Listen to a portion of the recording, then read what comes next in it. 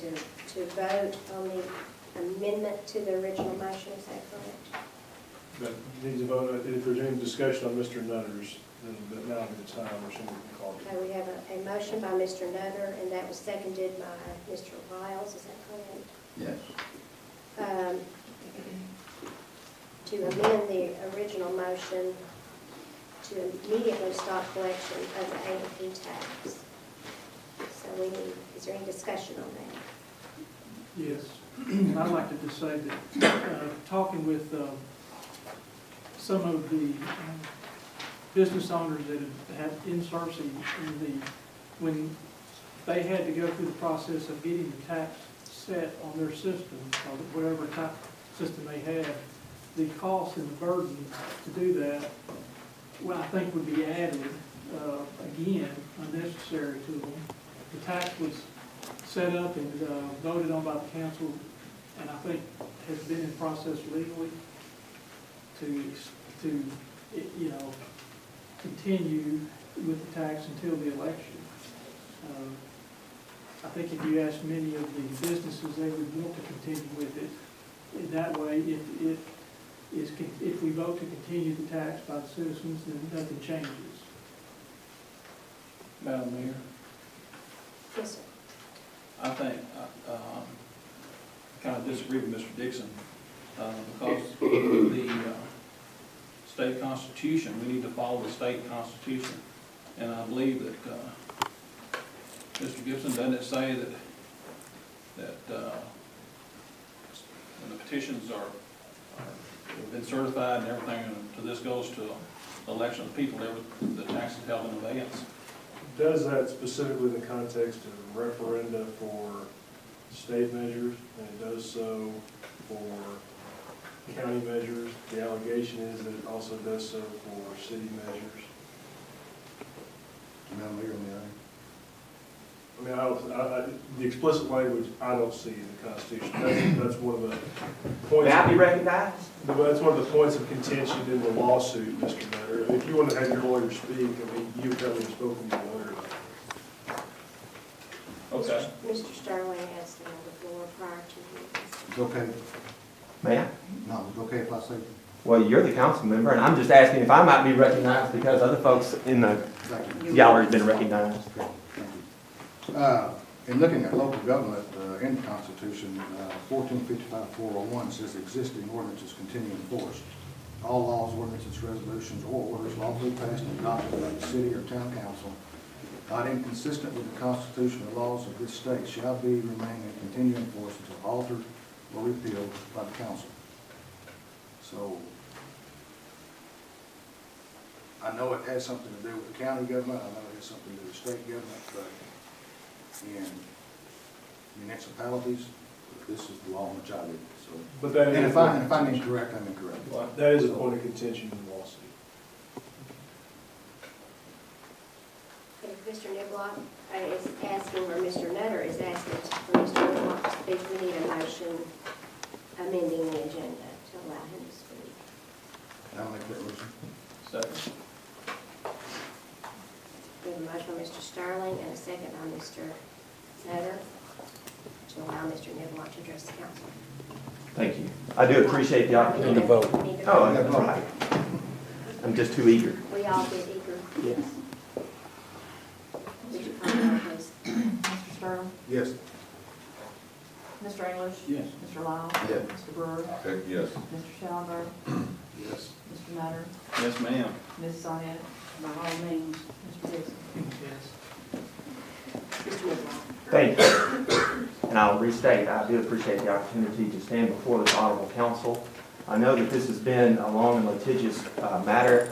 I'm sorry that it's been that way, but the petitioners feel that the Constitution and the law is extremely explicit in this matter. If you're looking to, I think Mr.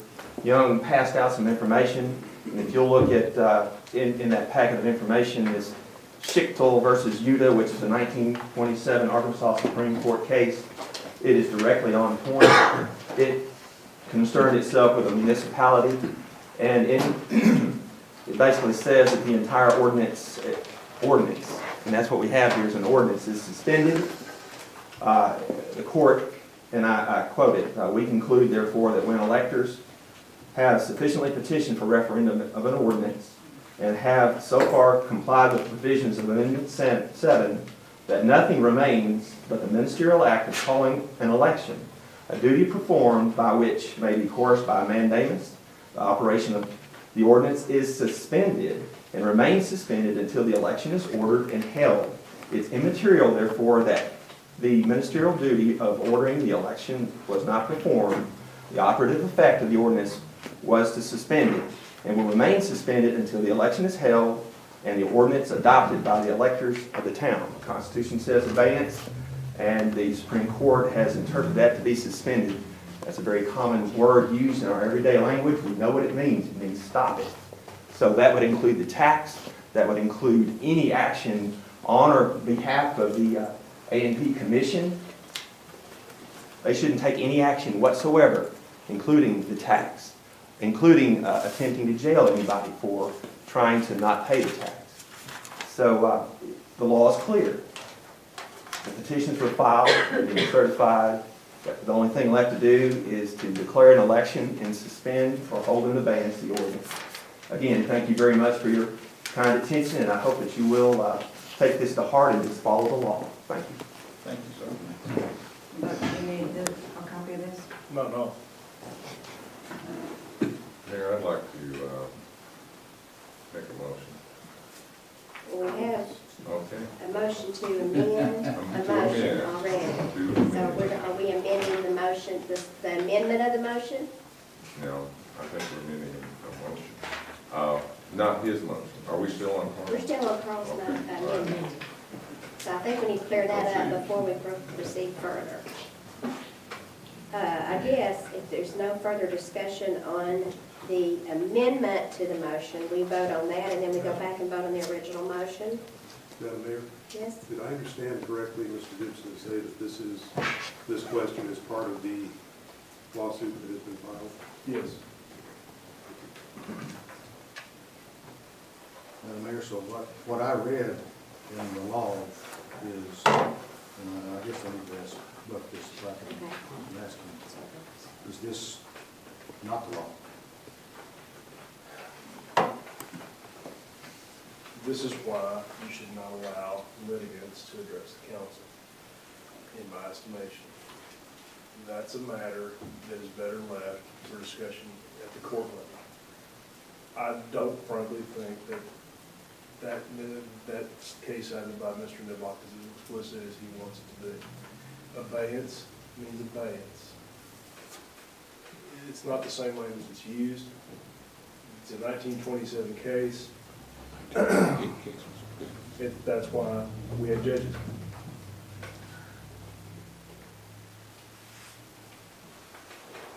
Would you like me to explain a little more on it? That case has not been overturned. It was decided shortly after. You finished your comments earlier, thank you. Appreciate the I opportunity. mean, this is Mr. Niblock's an advocate for his cause. I appreciate that. He's done a fine job of that. I'm not going to comment on that. I don't think it's appropriate. Okay. Thank you. So what we have on the table is an amendment to the first motion. The amendment that we need to vote on is to immediately stop collection of the A&P tax. That's an amendment to the original motion. So I guess we need to call the roll to see if that motion will be amended in that way. So can I ask a question? Correct? So